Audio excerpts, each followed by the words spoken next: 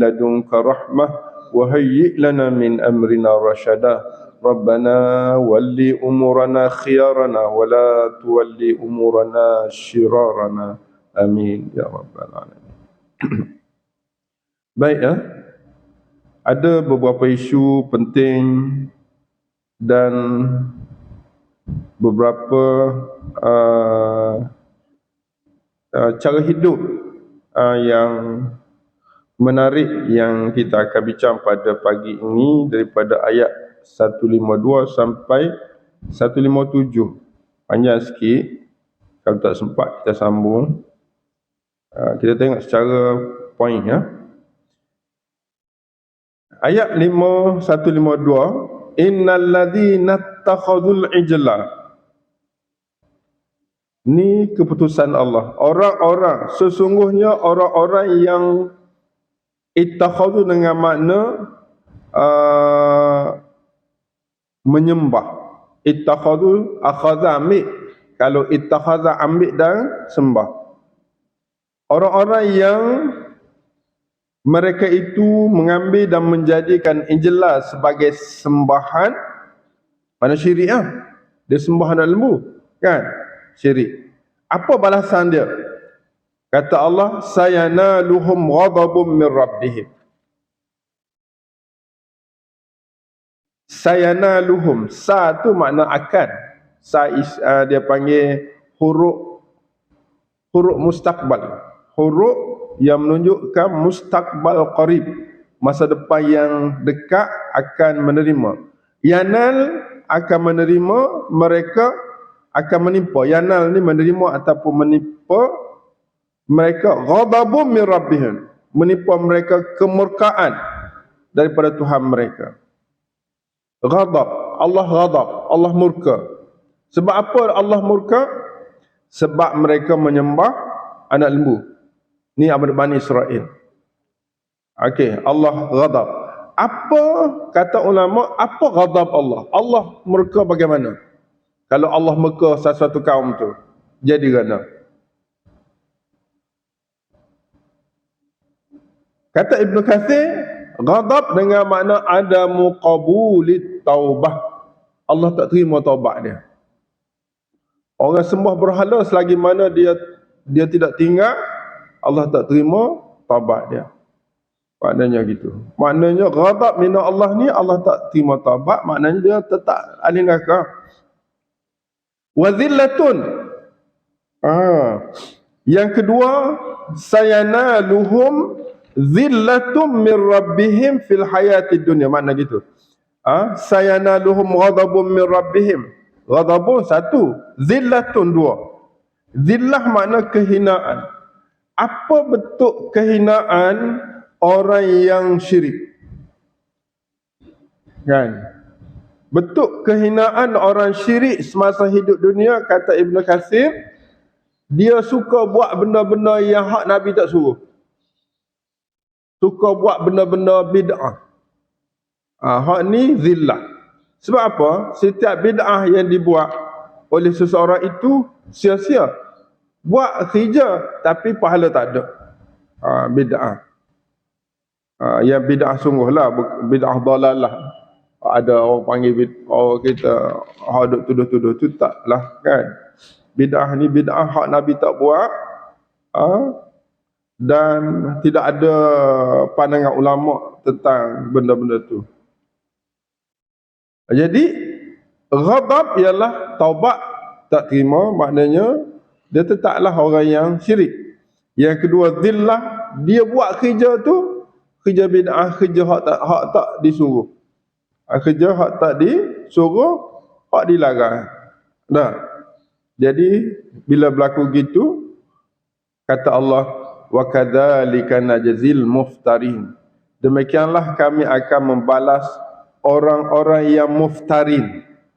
Muftarin ni orang-orang yang iftira. Orang yang mereka cipta hidup tanpa syariah, undang-undang tak undang-undang syariah. Hidup pula suka buat benda-benda mungkar, syirik, maksiat. Hidup comel, mewah. Mereka itu digelar muftarin. Dia muftirin, asalnya muftirin, orang yang mengada-ngadakan. Maka bila dia hidup dalam keadaan muftirin, sehingga dia digelar muftarin. Muftarin ni isim maf'ul. Orang yang ternama dia dengan nama orang yang hidup buat cara sendiri, tak ikut buat cara Allah. Orang muftari ni dua kerugian dia. Pertama, ghadab minallah min rabbihim. Yang kedua, dia zillah fil hayat atid dunia. Dia hidup kehinaan. Buat kerja tak ada gaji, tak hina kita, kan? Kerja pagi sampai ke petang tapi tidak dikira. Jadi itulah zillahnya. Lepas tu minta maaf pun tak nak terima maaf. Ini orang syirik, orang syirik. Enggak, dalam negara kita ni pun ramai orang yang syirik macam ni. Kita hebat pun Allah tak pandang. Negara kita dipimpin oleh orang yang hebat. Dikatakan orang kafir hebat pada orang Islam. Tapi Allah tak pandang dia. Segala kebaikan dia itu tidak diterima Allah. Apakah ini kita memilih pemimpin kita? Kan? Imam tadi baca ayat-ayat mengenai pemimpin saja. Nah, ini kena anak sengaja ulang balik ayat ni supaya kita faham ini berlaku pada umat Nabi Musa. Kan? Allah tak terima taubat orang yang masih lagi hati dia, orang kata mana ayat yang hati dia masih lagi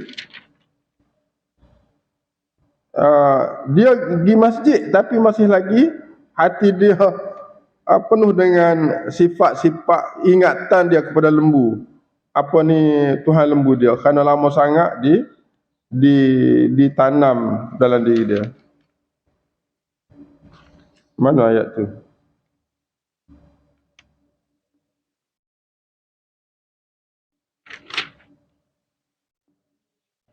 Itu isu-isu yang kita bangkit pada ayat 152 itulah. Okey, adakah orang yang begini peluang untuk kembali kepada jalan benar? Kita tengok ayat 153. Walladzina amilus sayyi'at. Ini menarik juga. Walladzina amilus sayyi'at, dan orang-orang yang mereka itu telah beramal dan amal dia sayyi'at. Amal dia sayyi'at. Plural tu sayyi'at tu. Semua hak buruk dia buat amal. Apa sayyi'at? Kata Sa'di, dalam tafsir Sa'di, as-sayyi'at ialah minasyirki. Syirik tu sayyi'at. Semua anak lembu tu termasuk sayyi'at. Wa kabairil ismi, dan dosa-dosa besar lain termasuk sayyi'at. Wa saghairil ismi, dosa-dosa kecil pun termasuk sayyi'at. Yang penting semua itu digelar dosa, sama ada dosa paling besar syirik dan dosa-dosa besar yang lain, ataupun dosa-dosa kecil di bawah as-sayyi'at. Kan?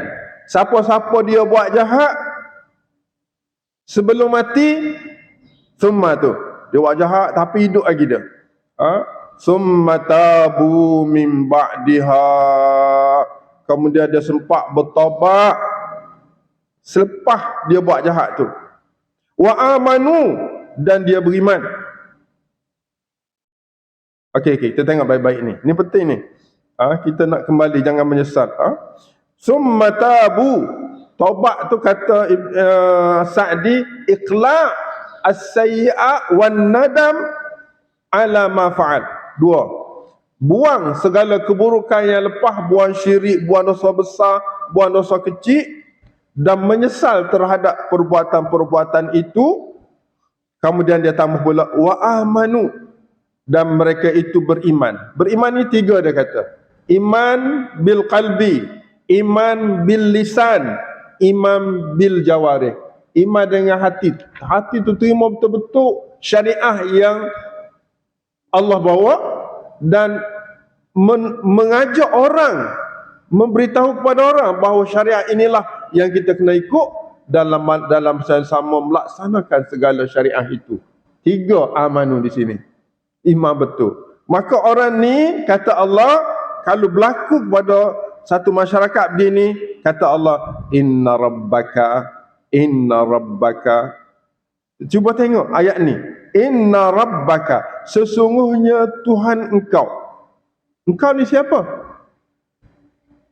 Engkau ni siapa? Nabi. Nabi kita. Kan?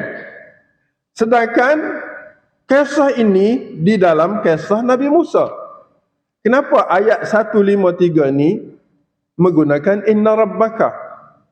Seolah dalam penceritaan Nabi Musa itu diselitkan nilai peluang, nilai kasih sayang Allah, nilai offer Allah kepada sekalian umat di bumi ini. Kamu masih ada peluang. Orang-orang syirik yang sembah berhala itu masih ada peluang untuk kembali kepada Allah selagi nyawa di kandung badan.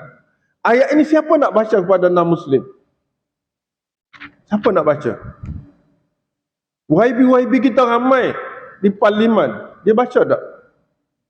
Dia kena wajib ke atas dia, kawan-kawan seperjuangan di parlimen, kena sampai kepada non-Muslim ayat-ayat begini. Peluang untuk dia kembali kepada Islam. Kita tak tahu negara kita ini, suatu hari kita duk perang, rupa-rupanya semua masuk Islam contohnya. Sebab ada usaha untuk nak meja bulatkan, dialogkan benda-benda yang peluang ini. Kan?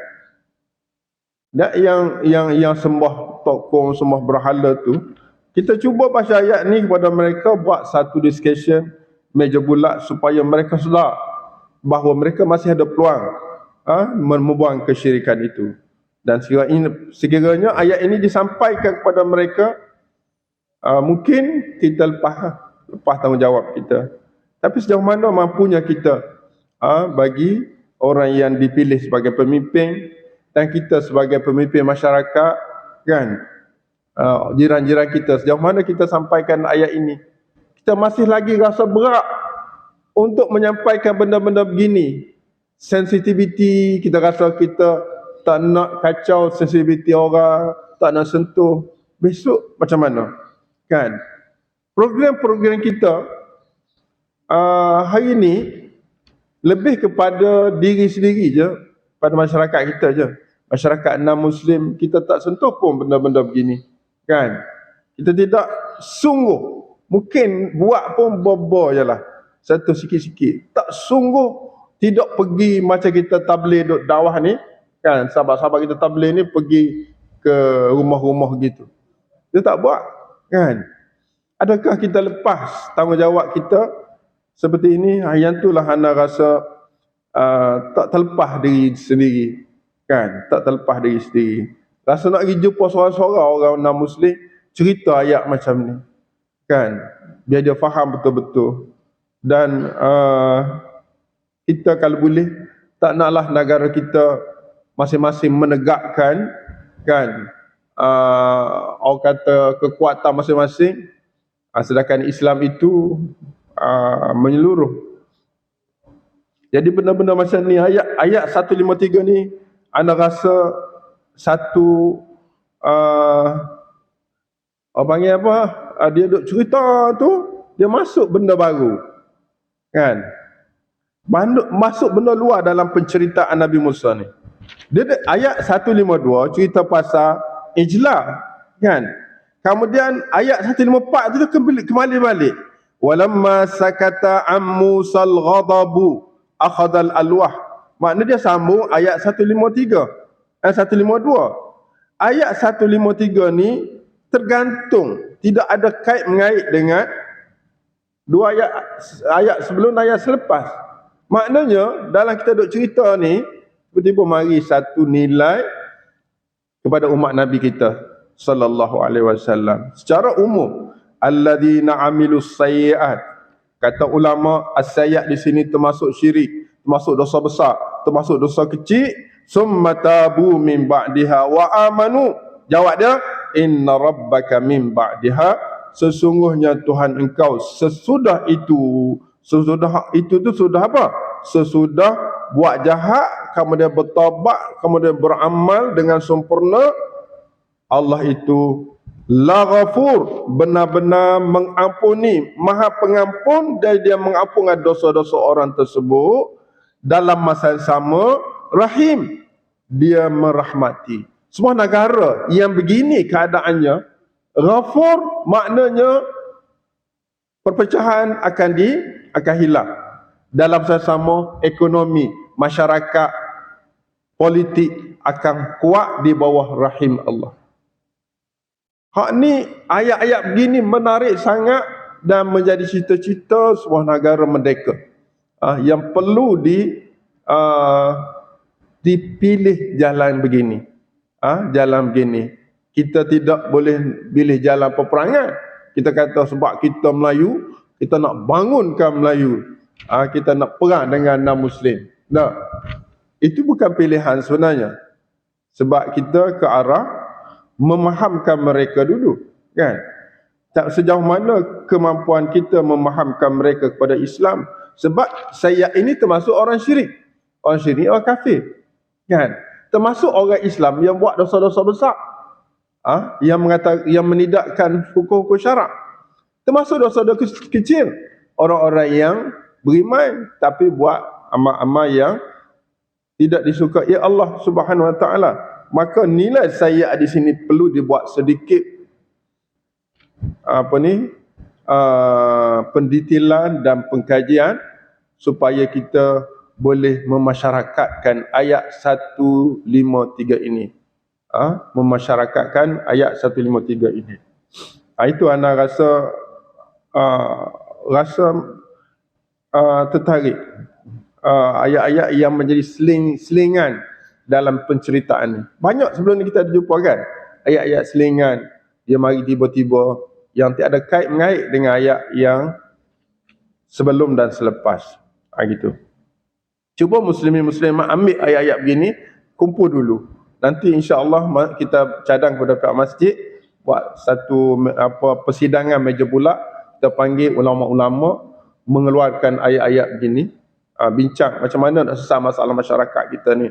Sejauh manakah kesungguhan kita membawa nilai-nilai ini kepada non-Muslim, kepada orang yang berdosa, kepada orang yang dosa kecil, dan kepada orang yang jauh dengan agama, supaya mereka mendapat pendedahan.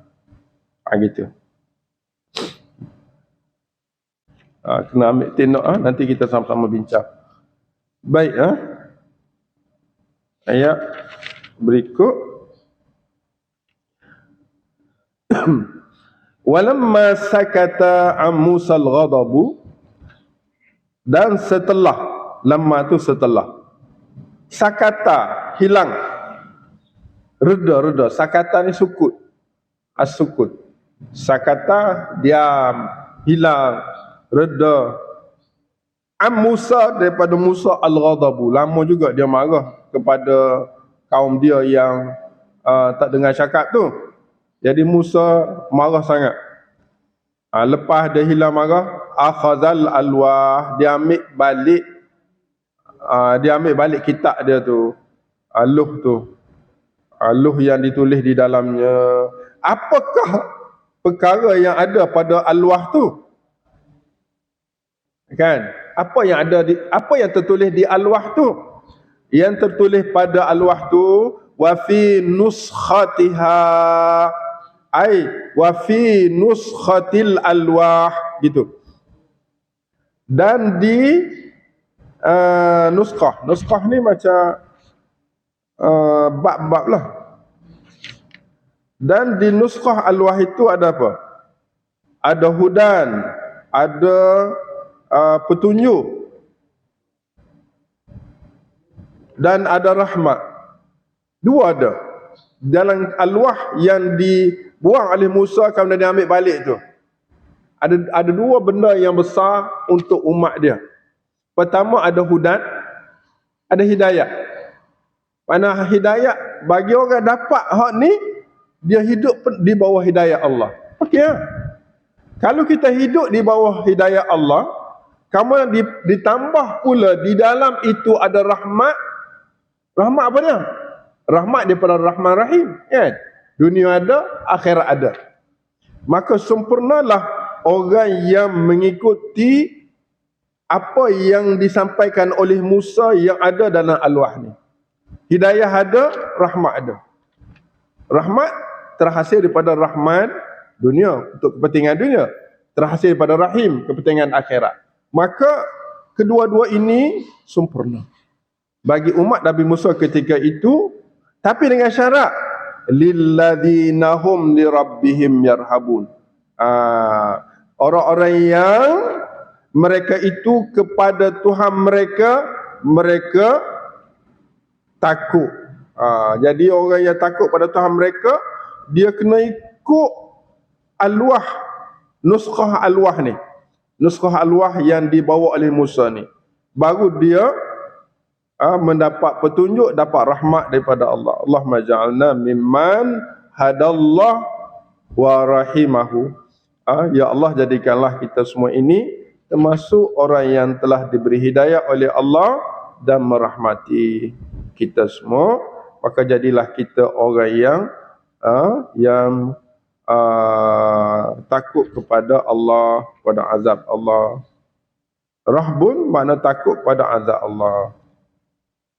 Ini dia kait dengan ayat sebelum itulah. Jadi ada peluang untuk selamatlah. Kemudian ayat 155, 55, 56, 57 ni dia satu package. Satu package. Panjang. Kalau kita nak baca, panjang kena habis. Kalau tak baca, berhenti sini. Kita tengok secara umum dulu. Nanti insya-Allah esok kita ulang balik. Sebab menarik juga ni. Waqtara Musa qaumahu 70 rajulan limiqatina. Waqtara Musa memilih qaumahu akan kaumnya. Berapa orang dia pilih daripada kaum dia? 70 rajulan. 70 orang lelaki. Ke mana dia nak bawa 70 orang ni? Limiqatina. Ni miqat apa? Miqat zamani ke makani? Miqat makani ya. Dia nak pergi sana. Pergi makanlah, tempat lah. Kalau zaman, waktu. Zaman, masa. Pagi ke petang dia panggil zaman ni. Ni miqatina, miqat al-makani. Dia nak pergi ke Bukit Tursina balik. Dia pilih 70 orang ni. Tapi apa yang berlaku? Falamma akhazatuhumur rajfatu. Kemudian berlaku satu bencana gempa bumi. Ar-rajfah. Maka tak kala ketika lamma tu, maka ketika akhazatuhum mengambil mereka oleh gempa bumi, mati sebahagian daripada mereka. Ditimpa gempa bumi. Kita tengok umur dulu, nanti kita sambung semula.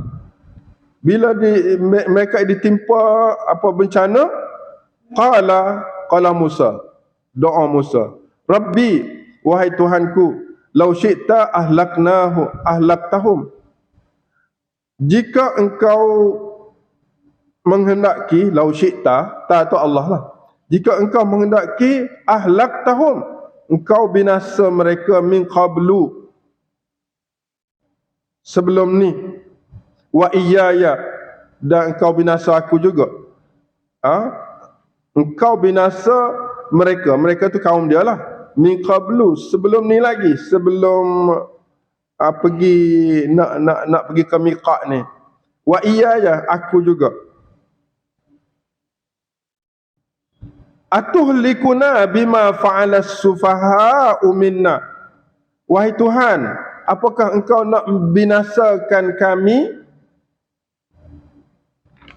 Bima fa'ala as-sufaha'u minna, kerana perbuatan yang dibuatkan oleh orang-orang bodoh daripada kami.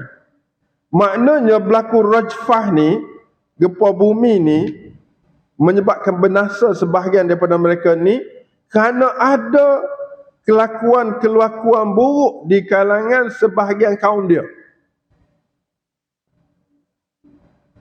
Disebabkan sebahagian melakukan perkara buruk, Allah timpakan dengan musibah kecil. Gempa bumi setempat, kita kata tak. Lalu Musa kata, ya Allah, janganlah engkau binasakan kami disebabkan pokok bodoh ni. Buat kerja bodoh ni. Gapo dia buat ni, kita tengok kemudian. In hiya illa fitnatuka, tidaklah ia kecuali ujian kepada engkau ataupun cubaan engkau. In hiya illa fitnatuka, kata Allah, tidaklah ia kecuali ujian engkau. Fitnatuka dengan makna ujian ataupun cubaan engkau, ya Allah. Sebab apa? Tudillu biha, engkau tu Allah, engkau dengannya boleh menyesatkan siapa yang engkau kehendaki. Wa tahdi, engkau dengannya boleh memberi hidayah siapa yang engkau kehendaki. Anta waliyuna, engkaulah ya Allah pelindung kami. Siapa kata ni? Musa. Musa kata, faghfir lana, ampunlah kepada kami, warhamna, rahmatilah kami, wa anta khairul ghafirin, engkaulah Tuhan sebaik-baik pengampun dosa-dosa. Waktub lana fi hadhihi dunya, dan engkau tulislah kepada kami di dalam kehidupan dunia ini hasanah, wa fil akhirah, dan di akhirat juga hasanah. Wa fil akhirah hasanah tu dia tak sebut. Dia sebut setakat wa fil akhirah je. Tapi kita kena takdir. Uktub lana fi hadhihi dunya hasanatan, wa fil akhirah tak sebut kan? Maknanya ada tu. Lepas fil akhirah tu hasanah. Dengan syarat inna hudna ilaik. Hudna maknanya kami kembali kepada engkau. Lalu Allah kata apa kepada Musa? Qala azabi.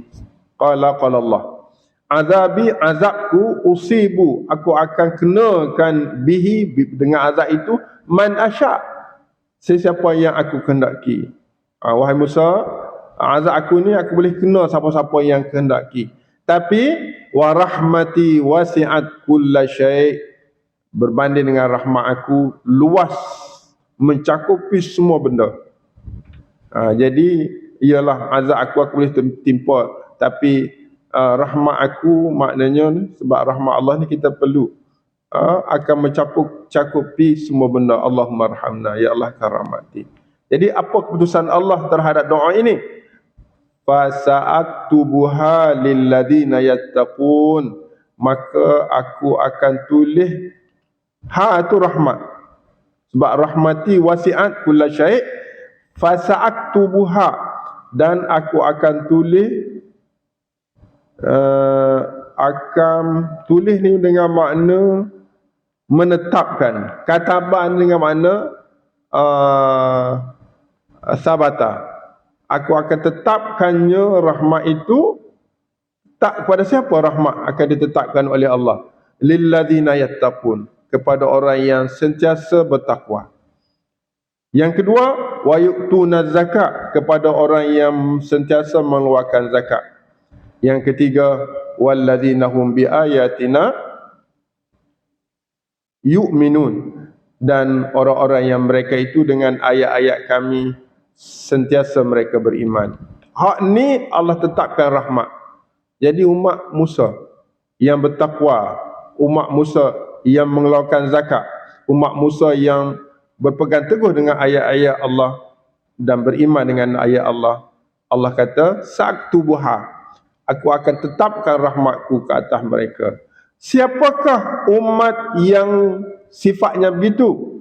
Ayat 157 menerangkan, iaitu alladzina yattabi'una ar-rasulan nabiyyal ummiyya, iaitu orang-orang di kalangan umat Musa yang mengikuti Rasul. Ar-Rasul ni Nabi kita Muhammad. Alif lam tu makrifah.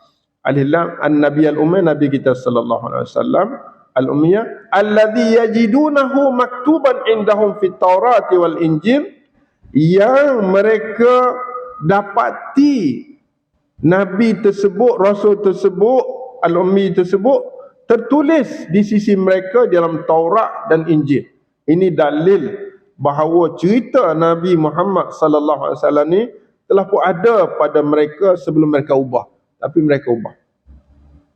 Apa yang ditulis dalam Taurat dan Injil tentang Nabi Muhammad? Pertama, ya'muruhum bil ma'ruf. Nabi Muhammad ni akan suruh mereka dengan buat baik, amal ma'ruf, wa yanhahum 'anil munkar. Yang kedua, Nabi ini kerja dia ni sebelum Nabi lahir ni. Nabi ini kerja dia menghalang daripada perkara mungkar. Yang ketiga, Nabi ini wa yuhillu lahumut tayyibat. Dia menghalalkan kepada mereka, kepada umat dia yang baik-baik. Wa yuharrimu alaihimul khaba'ith. Dan Nabi ini akan mengharamkan ke atas umat dia segala keburukan. Yang ke berapa tu? Yang kelima, wa yadau anhum israhum. Dan Nabi ini juga kerja dia akan membebaskan daripada umat dia israh. Israh ni beban-beban berat. Kan kadang-kadang solat 50 waktu jadi 5 waktu. Kan orang yang musafir boleh jamak macam-macam. Akan dilakukan oleh Nabi ini. Wal aghlal, dan belenggu-belenggu kehambaan allati kanat alaihim, yang sebelum ini mereka diperhambakan, akan dibuat aghlal. Aghlal ni belenggu-belenggu kejahilan dan seumpamanya lah. Allati kanat alaihim, yang sebelum ini di zaman jahiliah duk sembah berhala dan seumpamanya. Jadi Nabi ni disebut dalam Taurat kerja dia berapa tu? Ya'muruhum bil ma'ruf, 1. Wa yanhahum 'anil munkar, 2. Disebut dalam Taurat. Wa yuhillu lahumut tayyibat, 3. Wa yuharrimu 'alaihimul khaba'ith, 4. Wa yada'u anhum israhu, 5. Wal aghlal, 6. Allati kanat 'alaihim. Jadi di kalangan umat yang datang, umat Nabi Musa yang datang selepas datangnya Nabi Muhammad, Yahudi di Mekah, di Madinah, kan, yang ada di Mekah, Madinah, dan umat-umat yang lain, orang Arab dan termasuk kita, Allah sebut falladzina amanu bihi. Bihi itu bin Nabi, bin Muhammad. Dan maka orang-orang yang beriman dengannya, dengan Nabi Muhammad, wa azzaruhu, dan mereka memuliakannya, wa nasaruhu, ay wa nasaru dinahu, mereka menolong agama yang dibawa oleh Nabi tersebut, wattaba'un nur, an-nur ni Quran, dan mereka ittiba' Al-Quran secara sepenuhnya. An-nur, dia tak sebut Al-Quran di sini, an-nur, dengan gelaran dia, sebab Al-Quran ini penuh dengan cahaya, lampu, cara hidayah. Alladhi unzila ma'ahu, yang diturunkan bersamanya. Maka orang tersebut apa dia? Ulaika humul muflihun, mereka itulah orang-orang yang beruntung. Sama dengan ayat 5 ayat surah Baqarah, tak? Apa ni? Alif lam mim zalikal kitabul la raiba fihi hudal lil muttaqin alladzina yu'minuna bil ghaibi wa yuqimuna as-salah mimma razaqnahum yunfiqun walladzina yu'minuna bima unzila ilaika wa ma unzila min qablika wa bil akhirati hum yuqinun ulaika ala hudam min rabbihim wa ulaika humul muflihun. Ini pun disebut dalam Taurat. Jadi nampak sangat betapa orang Yahudi ini tahu kisah Muhammad sallallahu alaihi wasallam yang pernah mereka hafal di dalam kitab Taurat dan kitab Injil, tetapi mereka selewengkan kerana kepentingan dan kedengkian yang ada pada diri mereka. Apapun ini boleh dikatakan berita baiklah kepada kita, dan benda ini pun boleh dimaklumkan kepada orang-orang yang Kristian ni, supaya mereka kalau yang menjadi pengikut tu dia kena baca Quran lah. Yang mereka buat itu sebenarnya tak betul pun. Mereka ada-adakan, sedangkan Quran telah menyebut hakikat sebenar yang dibawa oleh Taurat dan Injil itu. Jadi kita berhenti setakat itulah dulu hari ini. Cuma ada anda nak baca nak bincang sikit besok ayat 155 tu ada beberapa perkara insya-Allah. Yang lain tu okey. Esok kita sambung ayat 158, tapi anda sebelum sambung tu anda nak terang sikit ayat 155 itu, jalan cerita sikit. Wallahu alam, subhanakallahumma bihamdika asyhadu an la ilaha illa anta astaghfiruka wa atubu ilaik. Wal 'asr innal insana lafi khusr illa alladhina amanu wa 'amilus solihat wa tawassaw bil haqqi wa tawassaw bis sabr.